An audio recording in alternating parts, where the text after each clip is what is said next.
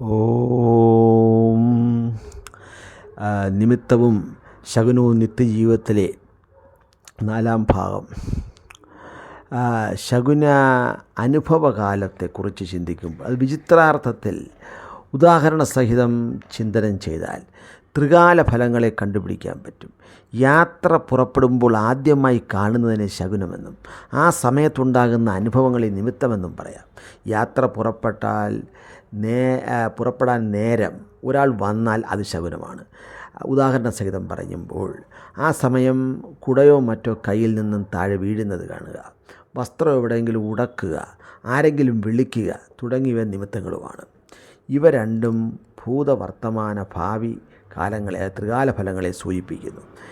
ഇവ യാത്ര പുറപ്പെടുന്നവർക്കുള്ള അനുഭവങ്ങളാണ്. സ്വന്തം അനുഭവങ്ങൾക്ക് പുറമെ ഏതാവശ്യത്തിനാണോ പോകുന്നത്, ആരുടെ ആവശ്യത്തിനാണോ പോകുന്നത്, അയാൾക്കുള്ള അനുഭവമായും ഇതിനെ അറിയണം. അതായത് സൂര്യൻ ഉദിച്ച് 7.5 നാഴിക വീതം, 3 മണിക്കൂർ സമയം വീതം കിഴക്ക്, തെക്ക് കിഴക്ക്, തെക്ക് പടിഞ്ഞാറ്, തെക്ക് പടിഞ്ഞാറ് തുടങ്ങി 8 ദിക്കുകളിലും സഞ്ചരിക്കുന്നതായി കണക്കാക്കി ശകുന സമയത്ത് ഏത് ദിക്കിലാണെന്നറിയുക.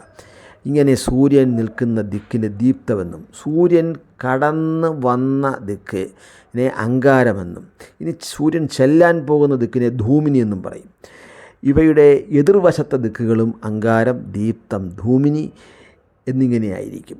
എതിർ ദിക്കുകളിലായി വരുന്ന ബാക്കിയുള്ള രാശികളിൽ പകുതി വീതം അവയുടെ അടുത്ത രാശികളിലേക്ക് ചേർത്ത് ദിക്കുകൾ അറിയണം. അങ്കാരദിക്കിൽ കണ്ട ശകുനം കഴിഞ്ഞതാണ്. ദീപ്തദിക്കിൽ കണ്ടത് ഇപ്പോൾ നടന്നുകൊണ്ടിരിക്കുന്നതാണ്. ധൂമിനിയിൽ കണ്ട ശകുനം ഇനി വരാൻ പോകുന്നു എന്നുള്ളതിനെ സൂചിപ്പിക്കുന്നതാണെന്നും അറിഞ്ഞുകൊള്ളണം.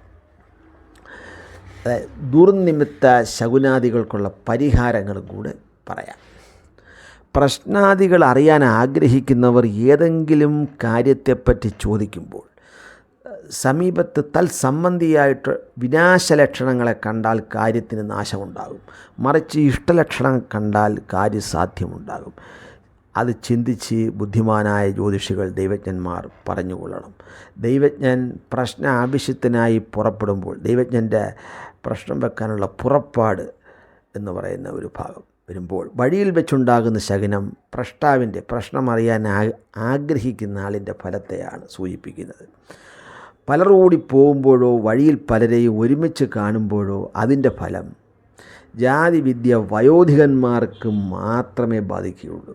യാത്രയിൽ ആദ്യമായി ഒരു ദുശകനം കണ്ടാൽ മടങ്ങി വന്ന് 11 പ്രാവശ്യം പ്രാണായാമം ചെയ്ത ശേഷം പോവാം. രണ്ടാമതും ദുശകനം കാണുകയാണെങ്കിൽ 16 പ്രാവശ്യം പ്രാണായാമങ്ങൾ ചെയ്ത ശേഷം യാത്ര പോകാം. മൂന്നാമതും ദുശകനം കണ്ടാൽ യാത്ര പോകരുത്, അരുത് എന്ന് പറയും. അതാണ് ശാസ്ത്രവിധി. ഇവിടെ നമ്മൾ പറയപ്പെടാത്ത മറ്റ് നിമിത്ത ശകുനാദികളെ കൊണ്ടുള്ള ശുഭാശുഭ ഫലങ്ങൾ ദേശാചാരം കൊണ്ടും ലോകപരിചയം കൊണ്ടും ഗുരുമുഖത്ത് നിന്നും മറ്റ് ശാസ്ത്രാദി ഗ്രന്ഥങ്ങളിൽ നിന്നും അറിഞ്ഞുകൊള്ളണം.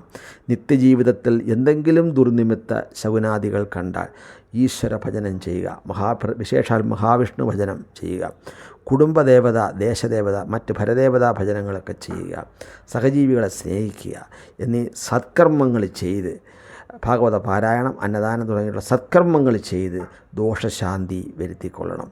ഹരി ഓം.